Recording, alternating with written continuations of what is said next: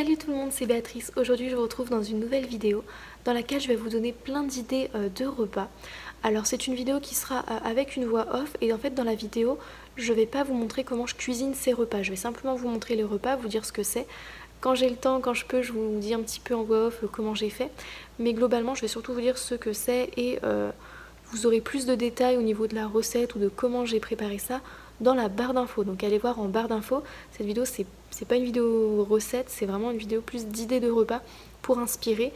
Et du coup s'il y a une recette s'il y a un repas qui vous intéresse parmi ceux que je présente, eh bien déroulez la barre d'infos et vous aurez plus de détails concernant les recettes.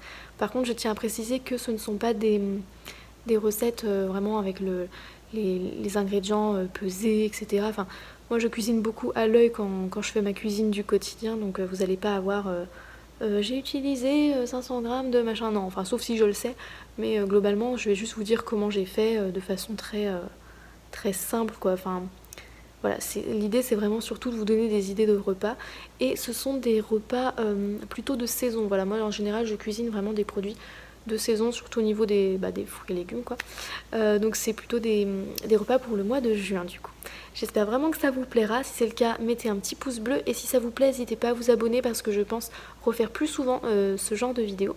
N'hésitez pas aussi à me dire ce que vous en pensez, si vous trouvez que la voix off c'est bien, si vous préférez que je filme quand je cuisine, si vous préférez qu'il n'y ait que de la musique, pas de voix off. Enfin, voilà, n'hésitez pas à me faire vos suggestions et à me faire une petite critique constructive. Voilà. Et moi je vous laisse du coup avec la vidéo et je vous fais de très gros bisous. Bye! Alors le premier repas c'est une tarte pesto tomate.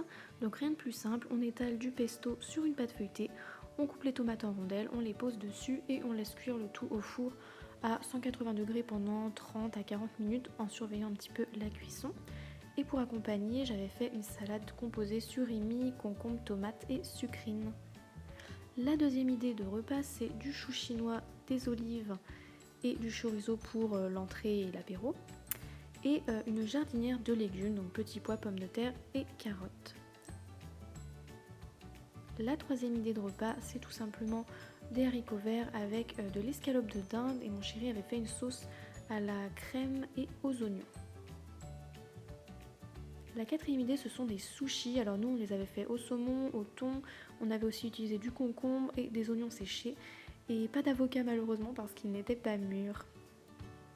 La prochaine idée, parce que je suis perdue au niveau des numéros, c'est un sushi bowl, donc avec tout simplement les restes des sushis. Voilà, donc du poisson, du concombre, des radis, du riz, de l'oignon séché pardon, et de la ricotta.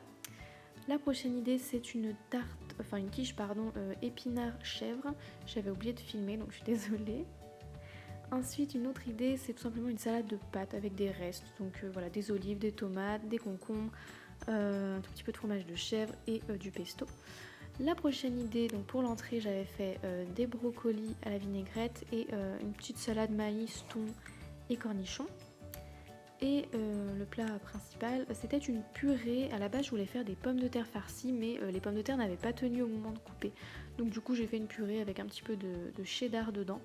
Et c'était plutôt pas mal. Et voilà, bien sûr, une petite vinaigrette pour les salades en entrée.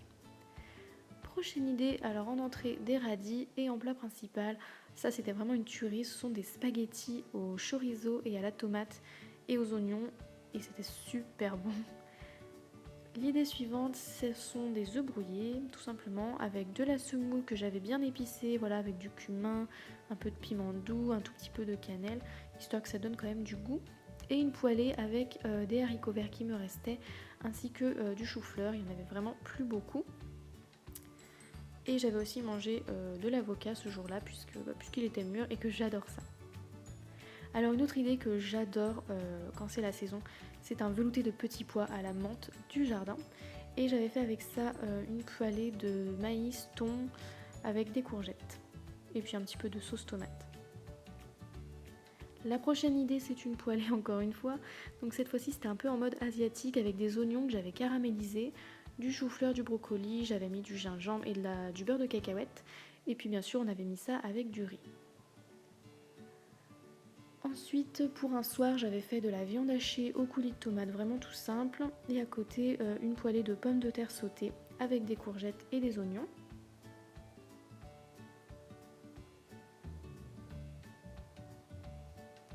un midi, c'était le week-end, il pleuvait, on avait besoin de se réconforter je pense. On avait fait un bon poulet rôti avec des frites au four et de la salade tout simplement avec une vinaigrette. Et puis un autre jour j'avais fait des courgettes farcies au thon et à la ricotta, c'était vraiment bon et c'était sympa puisque ça change je trouve, c'est pas quelque chose que j'ai l'habitude de faire. Et pour accompagner ça, j'avais fait une salade composée encore une fois, donc de sucrine et de tomates. Voilà, donc j'espère que ces recettes vous ont plu.